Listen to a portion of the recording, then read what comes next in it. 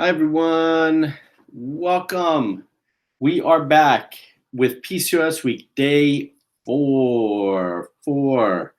I'm so happy to have you guys here. I'm excited to talk more about PCOS and let the PCOS love ring true. I'm just getting things technically started over here so that I can see all of your comments and say hello to all of you.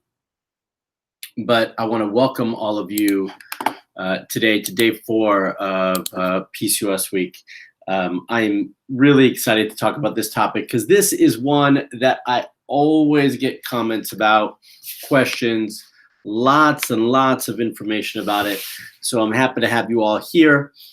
We've got Chalai, hopefully I pronounced that properly, saying good evening. Someone saying hi. Leilani saying hello.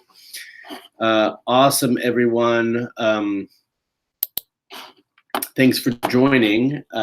We've got a bunch of you watching. This has been a really, really fun week for me. I've really, really enjoyed it. And so I'm excited to have all of you here. I get a little laugh out loud and a hand clap there. Anyway,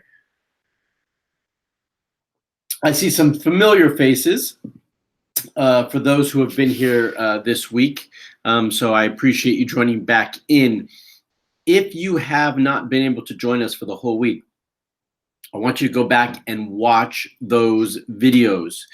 So we're going to get started in all the information in just a second. But before I do that, I just want to remind all of you that PCOS week for me, for all of you, started on Monday, where we talked about diet. And then on Tuesday, where we talked about the different variations or types of PCOS. And then yesterday, I talked about my 2 favorite supplements having to do with PCOS. Each day had a lot of new information, different information, and hopefully information that was beneficial and useful for all of you. So if you have not watched it, go back and watch them. If you haven't registered for my PCOS week and you want to get all my email straight into your inbox with all the links and all the extra information, make sure you register by going to marksklar.com/PCOS week. We're going to post a link for that in just a second. So that way you can have that easily available right there and then.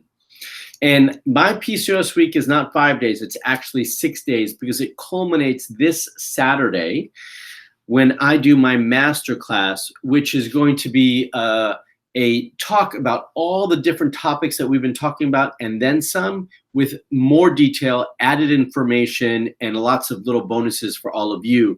So there's the link right there for the masterclass, which is marksklar.com/masterclass.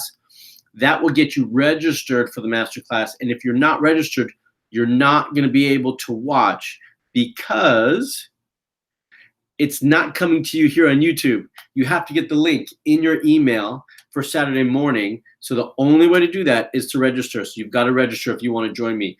I'm going to be giving you a PCOS meal plan to help support you through that process. We're going to be talking about stress and PCOS and tips to combat that. Really lots of useful information, additional information to what we've been talking about here. So I want to make sure you get that. So make sure you register for Saturday. Let's see, what time is it? 5 o'clock on the dot. We got some hellos. Hi, everyone. Tony's the last one chiming in saying hello, everyone. I'm happy to have you all here. We got all of you watching, so we're going to get started. All right, so I'm going to share my screen in just a minuto so that you guys can see what I'm going to be sharing with all of you. And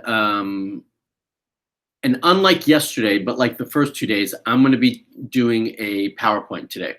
So I'm going to share my screen in just a second so that we can walk through the material together. And then from there, I'll come back live to you. In between, I'll be answering some questions. And as always, this week, I'm trying to keep it to 30 minutes so you guys can get all the goodies in a short period of time and then get on with your evenings. But I appreciate you taking out the time out of your night, your day, depending on where you are in this world, to join me. I appreciate that. I value that, and I value you. So thank you so much for joining. Okay, here we go.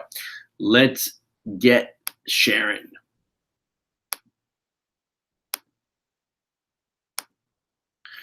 All right, now I'm gonna. Beautiful. All right, can you all see that? I think you can. Karen says, we appreciate you too. Thanks, Karen. I appreciate that. Okay, so PCOS week, we know those goodies. Hopefully by now, all of you know who I am. If you can't see this clearly, please let me know. I think you can, but I just want to make sure. If you guys don't know who I am Dr. Marc Sklar, the fertility expert, and I've been helping couples for over 15, actually right now approaching 17 years, who have been struggling to conceive, both women and men, to regulate their hormones and reproductive health. And my mission with what I do for all of you is to help you believe in your fertility, empower your body naturally to create a healthy life and pregnancy. So I want to, as always, I turn over, I look at a comment, I get distracted. So I've got to stop doing that. But I'm going to look at the comment and say, Kimberly says, I was so glad to find your channel last night. Well, I'm glad you did too, Kimberly. Thanks so much for joining. And now you just learned a little bit more about who I am. So natural solutions for PCOS. Excuse me. This is how, this is where you can find out how you can use fertility seeds and herbal steams to relieve some of the symptoms associated with PCOS naturally. And that's why we're talking about this. Today is all about home therapy techniques and the tools and tips and tricks that you can do at home to improve your PCOS and improve your health and your ovarian health and uterine health. And so I've mapped out several different things. And actually in my PCOS class, I talk about a whole slew of home therapies and natural techniques you can do at home. Today, I'm just covering 2. And with the link that you see here, which we're going to post on the comment section in just a second, with that link, you can use that and you're actually going to get 3 techniques. So I only have time to talk about 2 today, but I didn't want to leave out one of them. So I'm including a 3rd one for all of you, which you can see on that link right there, which will take you to a page I created so you can find all the necessary information having to do with these 3 techniques. My assistant will post those in just a second if she can hear me. Okay, so what is acupressure? So as we're getting started with tip number 1, one of the key things for us to understand, as with everything, is the definition. What do these things mean? What do they do for us? And so this is acupressure. Acupressure is different from acupuncture in that it doesn't involve needles. So it's similar because we're using the same points, but it doesn't involve needles. And in women with PCOS, using acupressure points strengthens the uterus, stimulates the ovaries to help us produce healthy eggs, and helps us with lymphatic drainage. So that's what we're going to use this acupressure for. Okay, how to do acupressure. Acupressure can be done in a lot of different ways and with a lot of different tools. And they actually make these tools if you want them. But the easiest way at home is to use your fingers, your palms, your elbows, your feet, your knuckles, or even some of these special devices, one of which is called acupressure seeds, which I call seeds for fertility. And you're going to be applying these to the acupuncture points that I'm going to be showing you in just a minute. Obviously, you've got questions, please post them. I will get to them. I'm going to see if I can post this. No, I can't post this link here. All right, so we've got to post this link here so you guys can get that link in just a minute with all the resources. So we're going to learn the 3 acupuncture acupoints that you can do at home on your own, okay? And you'll be able to get your Seeds for Fertility by going to that link right there, which we'll post in just a minute. All right, so there are 3 points that I'm going to cover them. Now, just because I'm showing you one leg doesn't mean that you only do this on one leg. You actually do this on both legs, and we're going to get close-ups in just a minute so I can show you how to find these, okay? But you're going to do these 3 points on both legs, so total it's 6 points together when you use them. Okay, so point number 1, and I was about to just use my pen and point on the screen, which definitely was not going to work. So point number 1 is right here. It's this little black dot, okay? You can see that I'm pointing to it right here with my finger right here, okay? And you can see that little dot. You can also see where the ankle bone is, right? So the way you find this point on yourself is by using your hand, and you put your finger on the ankle bone, and where your pinky lines up is right where that point is. You can't see it because my pinky's on it. But your index finger, your pointer finger goes on the top of the ankle bone, the bump, and then where your pinky lines up is where you're going to find that point. And that point is right there, right? I can see my wedding ring and I miss it because I'm not wearing it that much anymore because it doesn't fit me anymore. But I wish I was. Anyway, so that was one of the thoughts I had as I was watching this. Okay, so that's point number 1. Point number 2 is the same distance up, so your 4 fingers from the first point. So you could see that spacing right there, okay? And here you get a backdrop. You could see where this first point is right there with that dot. And then all you do is you put your index finger on the first point that you found, and then where your pinky finger lines up is where this second point is, okay? So that's point number 2. And then point number 3 is at the flare of the leg. So as you come up the bone, so you're going to find the bone's right here. You can't see it, but you're going to find the bone. And with your thumb, you're going to slide up the bone. And as the bone flares, which means it curves, as the bone curves, that point is pretty much right on that curve. So in this case, that curve started right there. Okay, and that's where that point is. So you're going to find the first point from the ankle bone. You're going to find the second point from the first point. And then this third point, you're just going to follow this bone up. And as the bone flares, you're going to find that third point. So you've got 3 points. And again, you're doing this on 2 legs. You're doing this on your right leg and your left leg with the seeds that I recommend. Seeds for Fertility. Who is this for? The Seeds for Fertility are for anyone interested in using acupressure to empower your fertility. These are kits. We've got several of them. One's for unexplained infertility, IVF support, advanced maternal age, or poor egg quality, and PCOS support. They include the seeds, which is a supply for 3 months, tweezers, and the videos to help you locate them all together in this set. Now, I've had patients ask me, well, if I do acupressure, do I need the if I do acupuncture, do I need the acupressure? I like to use these in between treatments for patients. And then the other time that this is useful is if you live in a small town or don't have a reliable acupuncturist in your area, then that's where these would also be really valuable for you. Okay, vaginal steams. So obviously, if you've got questions about the seeds and acupressure, go ahead and post those questions here for me. I'm going to move on to the steam, but from there, I will answer your questions. So go ahead and ask them. Ask away. So vaginal steam baths. I'm not sure how many of you have heard of vaginal steam baths. How many of you, if you comment below, how many of you have heard of vaginal steaming or steam baths or yoni steams or V-steams, whatever you want to call it? How many of you have heard of it?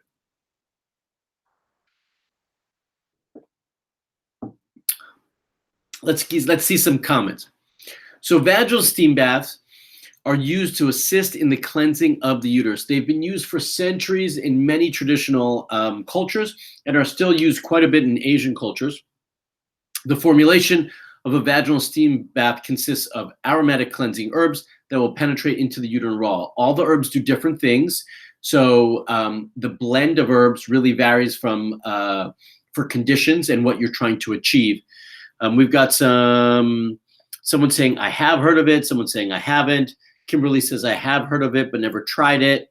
And overall, the bath aids as a uterine lavage or internal cleanse of the membranes, meaning the tissue that often accumulates and it incompletely, or it's incomplete flush debris or fluids from cycle to cycle. So things that build up, lining that builds up, it's not flushing out properly, or we want to also impact blood circulation and the health of the tissue around the ovaries, the uterus, and the tube. So this is something that you can absolutely do for that.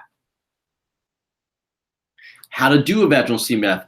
You're going to need the herbs, obviously.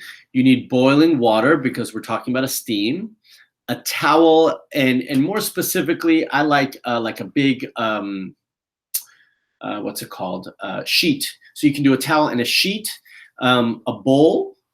And a chair of some sort. You don't necessarily need the chair if you can't find it, but definitely it might make it more comfortable. But either way, you could do it without if you can't find one. I've got a chair here that you can see, and then we've got the herbs, we've got the bowl, I've got hot water, we've got the towel, right? So all the different things that you need. You're taking about a cup or half a cup, depending on how long you're going to do this for, of herbs that you're pouring in here. You pour the hot water over it. Then you're going to either hunch over or sit over it. And then you got to cover yourself so the steam goes all the way up.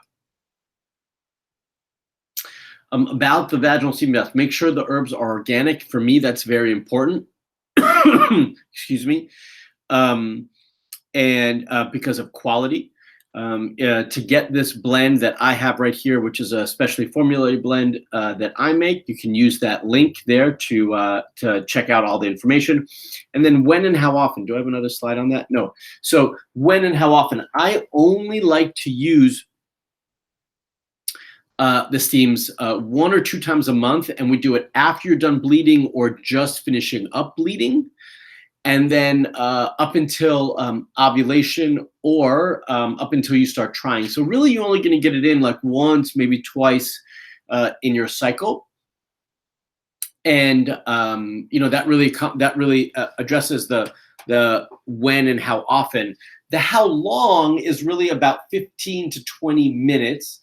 You can start for less amount of time if you'd like, and then increase to more as well over time. I do see some comments, so let me look at that.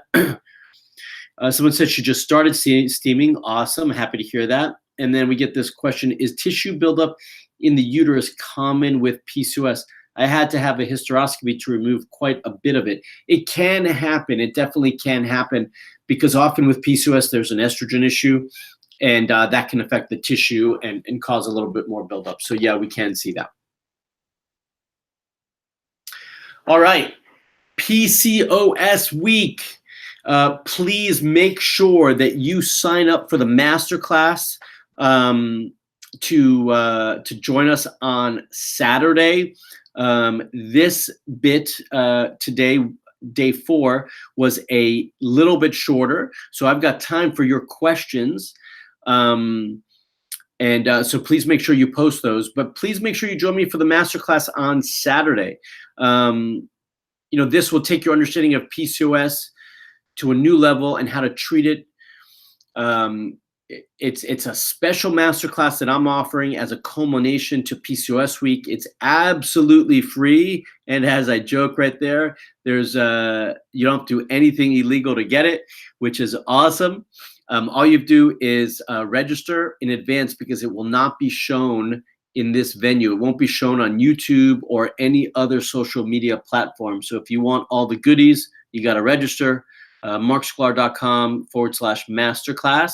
That will also get you an email from me just to make sure that you are registered and ready to go. All right.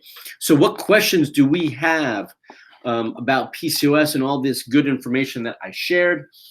In addition, let me actually come off this. I keep forgetting that I'm sharing my screen, so I got to stop it. Here I am. Okay, good. So let's have your questions for me. Once again, if you have not already watched the previous episodes for this week, which started on Monday, then please go ahead and do that. Really awesome information. And I'm really also excited for tomorrow's class with all of you, or day, I should say, for PCOS week, because we're talking about lab testing and what lab testing you should be getting and why. So please make sure you join me for that. That's going to be at noon Pacific, 3 o'clock Eastern, and whatever that time is where all of you are. So please make sure you come back and join me tomorrow for that. Once again, please post your questions. I'm happy to answer if you've got them. Trying to message my assistant. Do you only, Jesse says, do I only treat females? Absolutely not. I see tons of men. Something specific you want to ask me about, Jesse, in terms of treating men?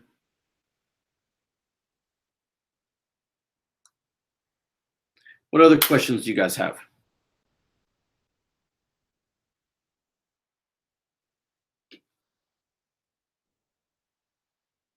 Nothing? Come on, you guys have had so many questions this week, and I've loved answering them. What other questions do we have? I know we have them. And that's okay if we don't. That's okay if we don't. Then I can come back tomorrow with all of you. I can give you some time to think about your questions. Freelancing says, can you talk about skin discoloration and patchiness? How about fibroid growth? Oh, look, now we got questions. Is PCOS related to Cushing's? Okay, so Freelance says, can you talk about skin discoloration and patchiness? What about it? It's usually it's because of a hormonal issue. I have seen that start to go away, fade, and change as hormones become regulated. How fast do fibroids grow? It depends how much they're being fed by blood and estrogen. So there is no standard for it. Some don't grow very fast at all. Calvina says, is PCOS related to Cushing's? No, they are not mutually inclusive. Just logged in. Hi from Barbados. Love it. Hi from Barbados. Thanks for logging in. You're catching the tail end of it, but no big deal. You can go back and watch the rest. Watch from the beginning to get all the goodies. And then Angela says, can you have PCOS with short cycles? Yes, you absolutely can. Regular but short cycles, you absolutely can. Yep, for sure. What else? Oh, there's the link right there. If you want the link easily accessible and ready to click, just click on that link and that will take you straight to the page where you can learn more about the seeds for fertility and the vaginal steaming and tip number 3 that I have for you today. Kimberly says, I just found out in March that I have PCOS. I was placed on Diane 35 and metformin 500, but the side effects have been bad. What's your thought on that? You know, it's not my favorite thing. And I think there's a lot of other things that you can be doing that don't require those to treat the same things and potentially work better without any side effects. I talked about some of those things yesterday in the supplements, and then we talked about diet on day 1. So Kimberly, if you haven't watched any of that, please go back and watch it. G Family says, can bowel issues prevent pregnancy? I'm not sure what you mean by bowel issues. Not typically, but I'm not sure what you mean. And then Tony says, is it possible to have both PCOS and endometriosis? Yes, I have seen it. It is. And then Calvina says, is metformin harmful to the kidneys? It has side effects, not that I've seen specifically, but you can look that up. Any link between PCOS and IBS and GI issues? Yes, there is a link. Many reproductive issues have their root cause in the digestive tract and in the gut. And I did a talk maybe a year ago on this exact topic. But it's very common to see digestive issues, IBS, because that starts to mess up the biome of the hormones, and we can start to see all sorts of issues. So yes, I will say that is the case. If my cycles are regular but a bit longer at 32 days, main symptom just being polycystic ovaries, then is it just about regulating hormones further? Can you actually reduce cysts on the ovaries? Yes to both of those questions. Miss Anansa says, is PCOS related to urinary tract infections?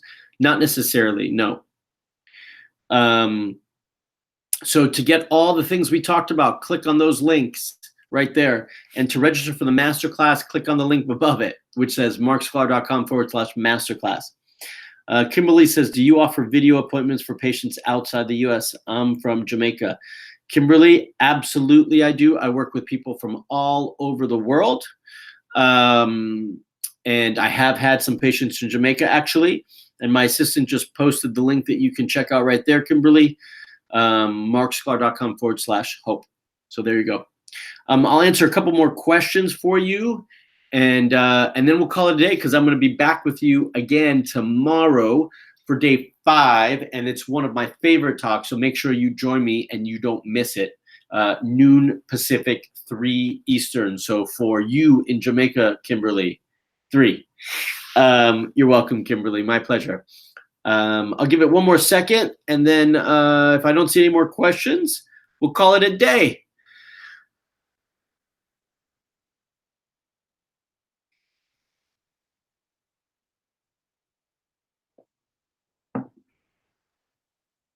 All right, we got some more. What supplements can help with miscarriage? I got pregnant on metformin, but lost the baby at 6 weeks, 1 day. There's nothing specific. There's no supplement or medication specifically associated with treating miscarriage. We have to find what the root cause of the miscarriage is and why that happened, and then that we can treat, okay?